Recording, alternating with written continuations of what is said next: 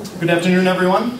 My name is Aaron Schneider, and I want to talk to you about why do we recycle. Before I begin, I want to let you know I am definitely a conservationist. I want to save the Earth. I believe in renewable energies. I believe in saving the planet. I loved recycling. I was the most avid recycler. Then I started to question, well, why am I recycling? Here we have this cup, and we can see that it tells us that it's made from recycled paper, which is great. This bottle doesn't say anywhere, and I challenge anyone to find a bottle that says it's made from recycled plastic. You know, these paper towels are not made from recycled paper. This Xerox paper is not made from recycled paper. So why do we recycle, and where is all that stuff going? Now, I asked you guys in a survey, why do you recycle? And what? The top reason that was given was because it makes us feel good. And that's understandable. It made me feel good too.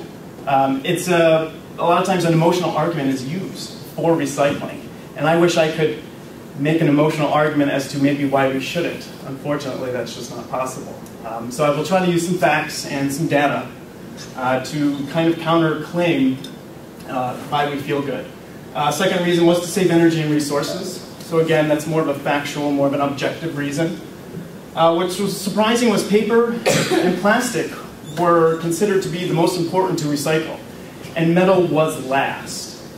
I just want to say, metal recycling does work, and it's great. So anything I say in this, exclude metal, because it is a good thing. Actually, paper and plastic are the worst things to recycle.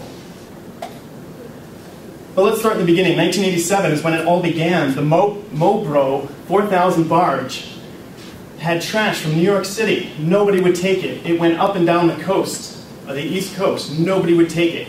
It made the nightly news every single day.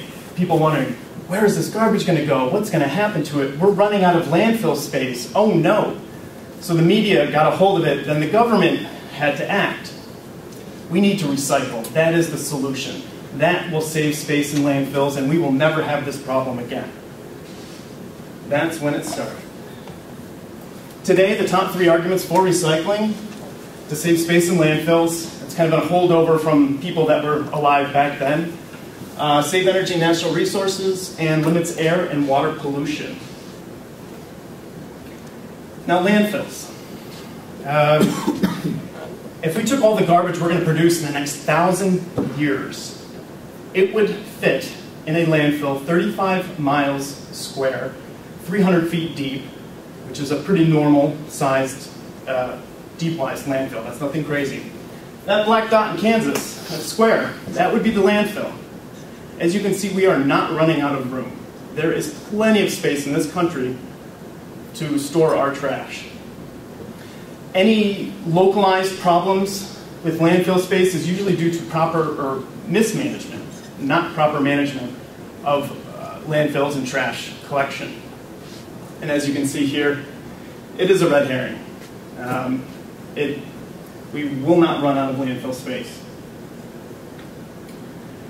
Natural resources is important. We know that there are limited resources in this earth. Where does plastic come from? It comes from oil. A lot of arguments are made that if by recycling plastic, we're saving millions of barrels of oil every year, and that's obviously a good thing. Unfortunately, oil comes from 2.4% of this barrel. Now, it's not like we choose, okay, this barrel we're going to make plastic, this barrel we're going to make gasoline. If we don't make plastic, that 2.4% of that barrel gets thrown away. It is wasted. So plastic is a byproduct of oil. It's not like we can, not use plastic and we can use more gasoline. It doesn't work that way. So it's almost wasteful not to make plastic. I know it sounds weird. Keep in mind, plastic is downcycled. It is not recycled. Like I said before, you will not find a bottle that says it's made from recycled plastic. It's because they make these nice bags. Now, downcycling means you make a product from another product, but it's not as useful. I think we can agree that plastic bottles, because we consume so many per day, is a much more useful item than this bag, which there are a lot of substitutes available for a grocery bag. Some of the other, you can see here, the different types of plastics, where it came from and what it's made into.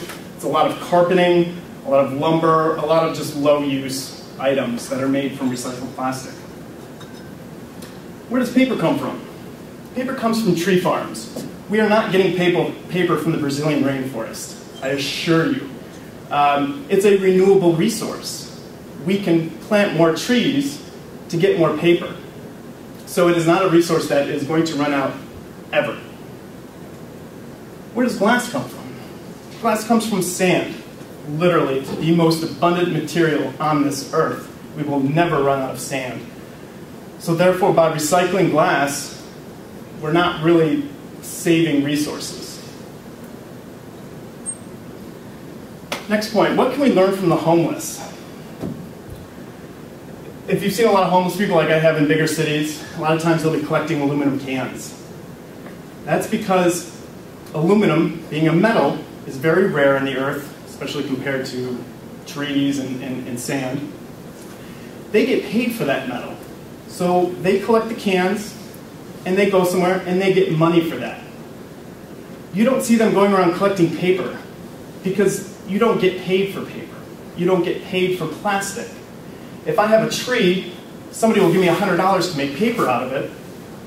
But if I have enough paper that came out of that tree to recycle, they won't give me that same $100. Because it costs more to recycle that item than it does from the virgin stock. What about pollution? From the EPA, 100 tons of recycled paper creates 40 tons of paper sludge that is toxic. It is full of chemicals that was used to de-ink the paper and to clean it. It still has the ink in it. As you can see here, these are mounds of paper sludge. This is, you see this a lot in Canada. This paper sludge, they've had to remove a lot of these mounds because it's leaking into the ground and into the water supply. It's very toxic. They don't know what to do with it. They're trying to spread it out. There's just nowhere to go with it. They now add fertilizer to it to try to sell it now, because now it's no longer a waste, it's a product. If there's fertilizer in it, and we can sell it to farmers and not tell them that it's actually paper sludge.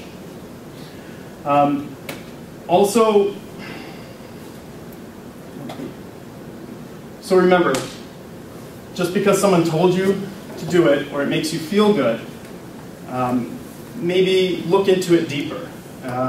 Research it, get the facts, be informed. There's so much information out there. You can decide for yourself.